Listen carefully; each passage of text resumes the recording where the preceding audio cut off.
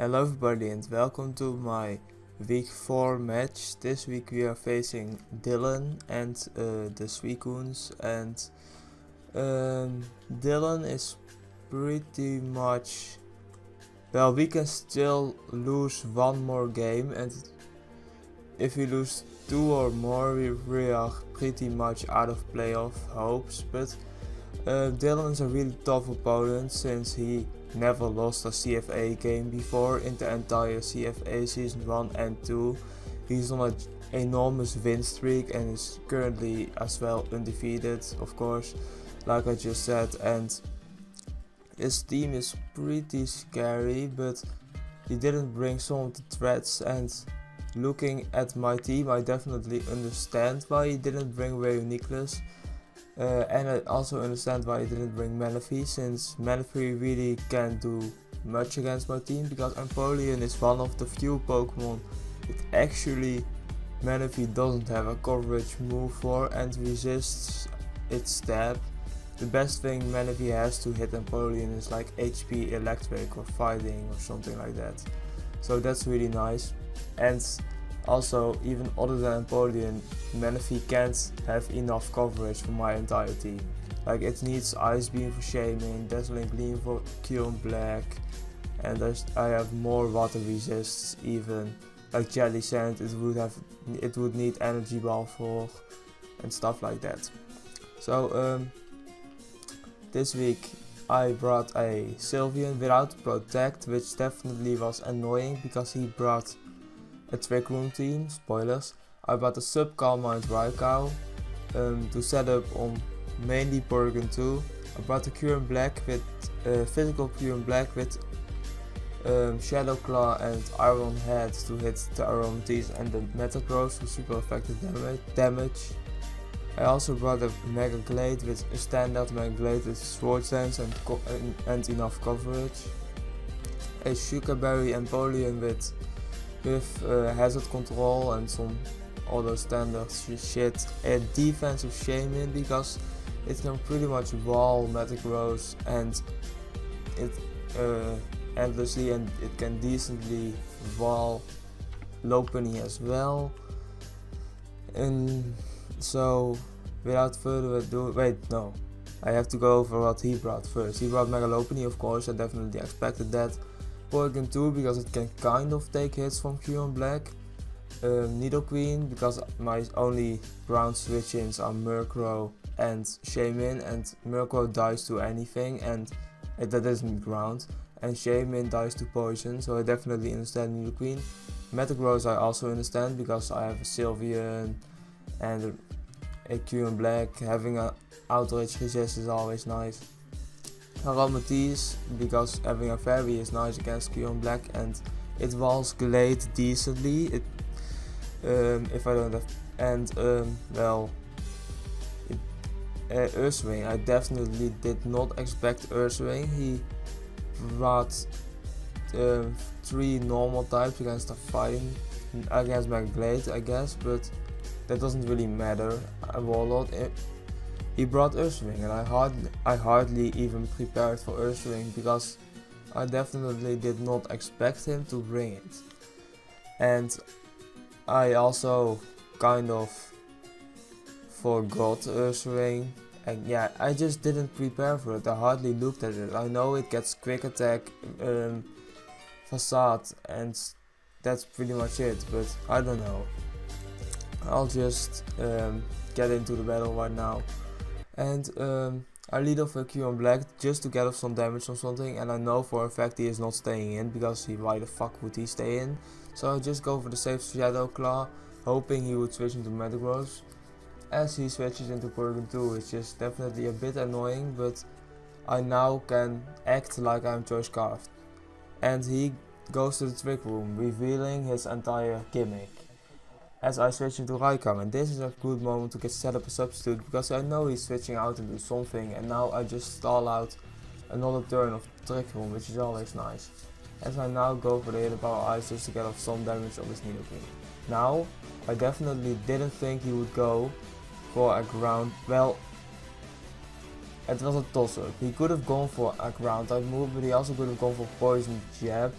predicting my Shaman, because my only way of dealing with Trick Room pretty much at this point is switch in Shaman to take a ground move, and then switch in Empoleon to take a poison move and hope he doesn't predict me right. But no, I just straight up switched into Empoleon hoping he would go for poison jab, and he did go for poison jab, which is very nice. And now I think the Sugar Berry is extremely obvious at this point, because why the fuck would I switch in Empoleon on this? So I just go for Stealth Rocks, as he actually Earthquakes, which I definitely did not expect. And now I just sack Empoleon because it's my least important member and I have to choose a sack basically. And he goes for Stealth Rocks surprisingly, and I kill Nidoqueen, and I am very happy that I did not get 6-0'd, because if you go against Dylan, you pretty much play to not get 6-0'd at this point. And now he reveals the low kick on Megalopine, and I think back at last week. What move did I bring on Q and Black? Indeed, Ice Beam. But what did I also bring? Protect. And Protect made Dylan not want to run high jump kick, or at least maybe he also has a jump kick, but he also has low kick. The thing is, Dylan was afraid I would do the same thing, because I have no idea why nobody except for me ever runs Protect for high jump kick. It's so easy to do. I don't get why you don't do it. Just get a Steel or Rock type, slap Protect on it, boom, 50% of Megalopine's health. It's that easy. But people often just forget about that entire tactic, and I didn't, and Dylan knows that, so he brought low kick, which is interesting. And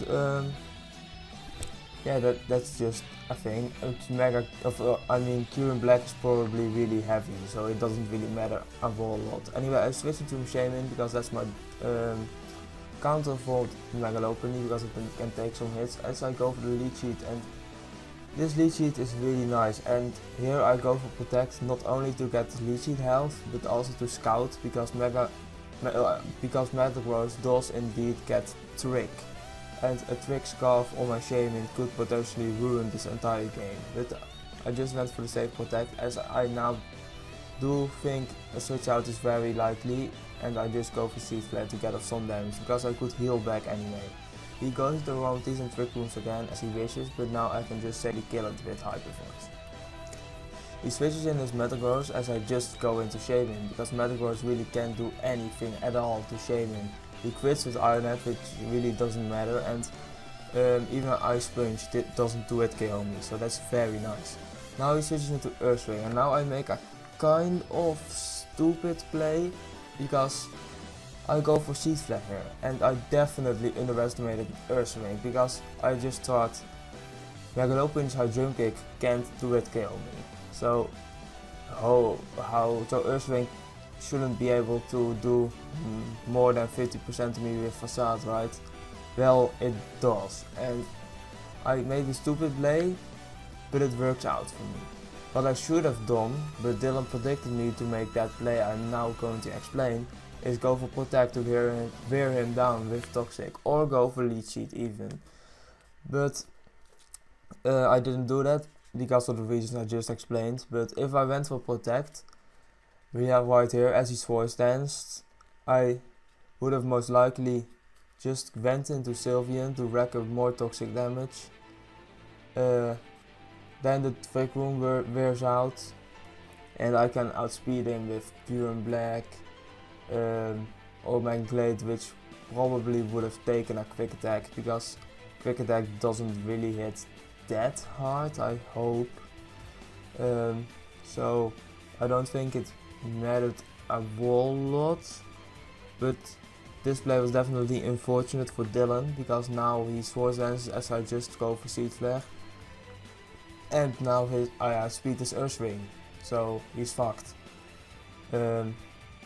Also, after the Trick Room, my Shaman also, after the Trick Room stopped, my Shaman also outsped, so I could have just taken a Quick Attack at 100%, at +2 Quick Attack at 100%, and just got enormous damage, or at least a lead sheet off. So that's really nice. Anyway, I just go for another C flat because there's no reason not to, as he switches into Metalcourse, and now he switches again into Porygon 2, probably predicting something, but I just went for lead sheet and I missed, which doesn't really matter a whole lot. Well, it's annoying because more HP on my Raikou is always nice. Now I just go for another substitute, predicting him to switch, but he doesn't actually switch, so I just can go for a free Calm Mind essentially, because Foul Play doesn't get rid of my substitute, which is very nice, and we are currently smooth sailing, and this is amazing because Raikou pretty much just wrecks the rest of this team. Just kill this Metagross with Thunderbolt, easy, and he goes back into Porygon as I pretty much just win, and spoilers, I win, because he can't really do much against my Raikou at this point. So I 5-0'd the Lord himself, and I'm not gonna lie, I got help. Anthony Sazo, of course, he helped me prepare for this match. I also planned to do a mock battle with my brother, but we ended up not having enough time for that. He forfeited, by the way, at this point, because he saw that there was nothing he could really do, but that's not the point. I got help, and without the help I'm not sure if I would have won, but I mean, it's not like, I mean, I don't fucking know. I just shoutouts to Anthony and Paul. They're really good friends of me who help me out occasionally. So, well, Paul isn't really, Paul is my brother, so of course he would help me and I help him. Sometimes for important battles we do mock battles, but not very often because of time. Anyway, I'm really happy I won. I'm finally not on a losing record anymore, and I'm really happy that there isn't someone walking around with an endless long win streak in my league anymore. And well, I'm just happy to be the one to end that streak. But Dylan most likely will make playoffs again, because if he doesn't make playoffs, then that's just very weird. So chances are I'm going to have to face him again if I make it, because for me it's not that certain yet. Anyway, I hope I can definitely give him a run for his money again that time. And GG Dylan, it was a really good game. Well, I guess, except for the wall shaming thing, but I think it only mattered in differential. Yeah, I'll see you guys next week. Goodbye.